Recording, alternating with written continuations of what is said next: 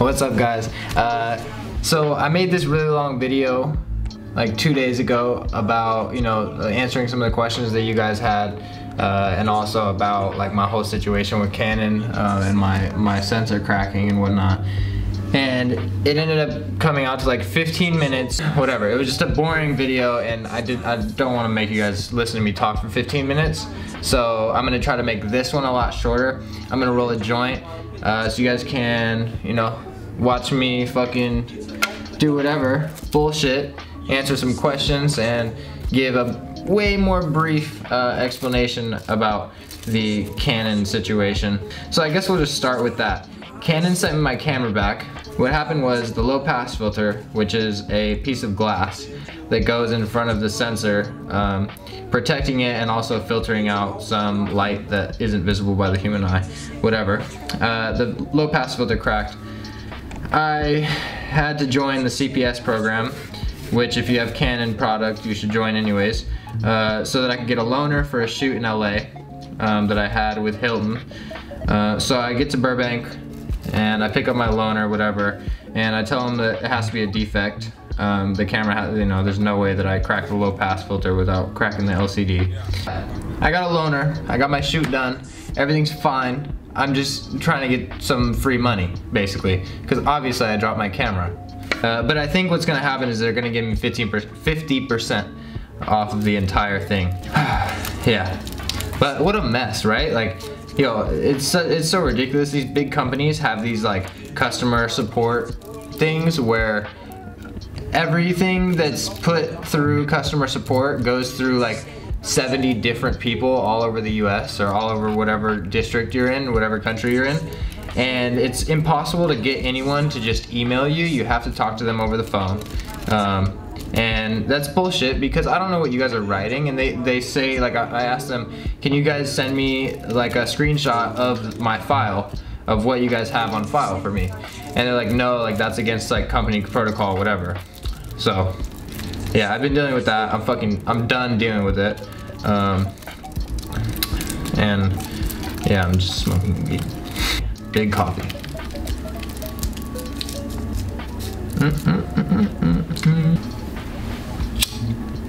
But yeah, so that was the Canon deal. I'm still kind of dealing with it, but I'm pretty sure they're gonna be giving me some money back soon. You guys have some questions for me? 1 second, let me get some. Oh, I don't even have an ashtray. I'm blasted. Well, give me a second. Anyways, so on to the questions. Mike E says, any tips on getting your foot in the door for working with brands and making a name for yourself in photography?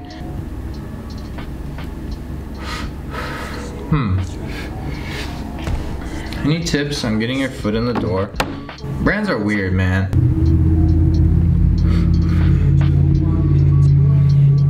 Getting your name, you know, getting your name out there with photography is first. So you have to get your name out there as a photographer, as an artist in general.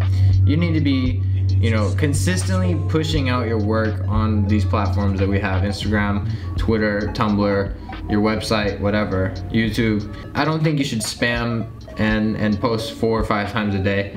That doesn't work out too well. You end up just losing support because people get annoyed. You have to build your portfolio to a point to where you can send it to a client and feel confident that, like, no matter what, the client is at least gonna think, or the brand is at least gonna think, like, damn, this guy, you know, this artist is quality. He's pushing out quality work. And then, you know, you do just that. You really just get in these brands' faces and tell them, like, hey, I need to be the guy that's gonna shoot your next campaign. You know, I'm gonna make, you have to prove to the brands that you are the artist that's gonna have the biggest impact on their audience. Brands won't take you seriously unless you have a portfolio that demonstrates the fact that you have, you know, your craftsmanship is excellent in that certain art. You know what you're doing, you know the science behind your art. You know, if brands don't see that, then they're not gonna spend money on you. Statistics asks, how did you get into photography, and how did you find your editing style, and how are you able to constantly travel? Just from skateboarding, really. You know, just doing like, I feel like my friends and I in high school and even before that in elementary school were always just doing like really cool shit, or what we thought was cool. And just like documenting that. I used to shoot on a little handy cam with like one of the like handles with like a huge baby death fisheye. That thing was fire. Made some cool videos on that. I actually have a hard drive from that I need to get repaired because all the discs stopped spinning. But anyways, yeah, I got into photography from just doing cool shit and wanted to take pictures of it and take video of it, whatever. I think style in general, editing and shooting wise, is really just putting, you know, hours and hours of work into one certain thing.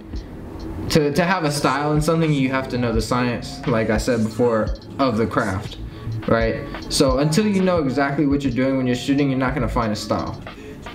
Once you put that 1,000 hours or whatever they want to say into your craft, into your editing, into your shooting, into being on the streets shooting photos, until you do that, you're not gonna be able to find a style. And then the style just comes naturally.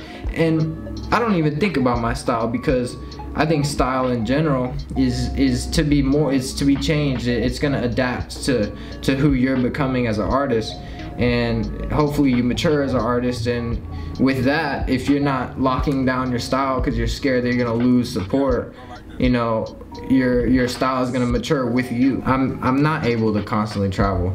Yes, I am able to travel more than most of the people that I know,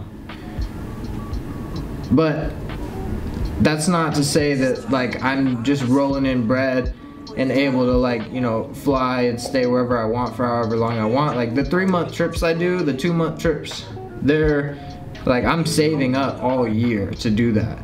And then I'm just like throwing all my bread down. And then I get back to the United States after like this long trip and I'm fucking broke and I need work. And I can't get work because I've been gone from all my clients, you know. So it's not like it's not like that simple. I definitely, like, my career allows me to travel, but the bread has to be there too. And I'll be the first to tell you it's not always there. What's the weirdest thing you've seen or had happen to you when shooting street? Oh man, I've seen a lot of crazy shit. I was in Tokyo, and I don't know if you guys remember, I have a photo of this guy with an umbrella and he looks super mad. And he was screaming at me in Japanese. He was saying like, die, like you should die. And I didn't know that at the moment, obviously, because I don't speak Japanese. But like, that was crazy. Like, he had his hands in his pants and he was like had an umbrella. Greg and I are gonna have to sit down one time in one of these videos and talk about, you know, our encounters together in Asia, and just like smoke a joint and just like recite and just remember, because there's way too much to remember, and I'm not gonna remember everything unless Greg is here too. So we gotta make that happen. Drop a comment if you want it to happen. When you're in the street, what type of things do you like to look out for to make the shot? Go-to lens and camera if you have one. It's so much happening to everyone and everything in the world at any moment. I don't necessarily look for one thing. Like light, I'll say light and shapes. But to follow up on what I was saying before, is like, I don't look at one thing, because like this light might be great, but the subject matter fucking sucks. I want to see some raw, grimy street shit. There's so much that can happen. I'm sorry I went off a little bit. There's so much that can happen. You know, you can't be trying to focus on one thing too heavy. You have to just shoot anything that interests you, and don't be scared to shoot it either.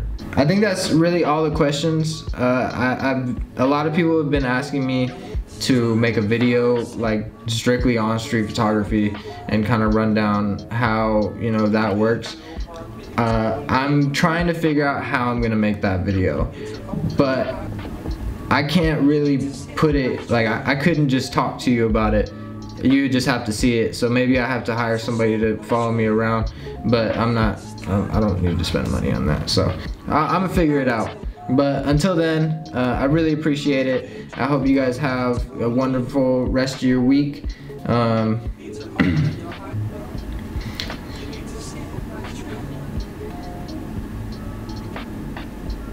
Goodbye.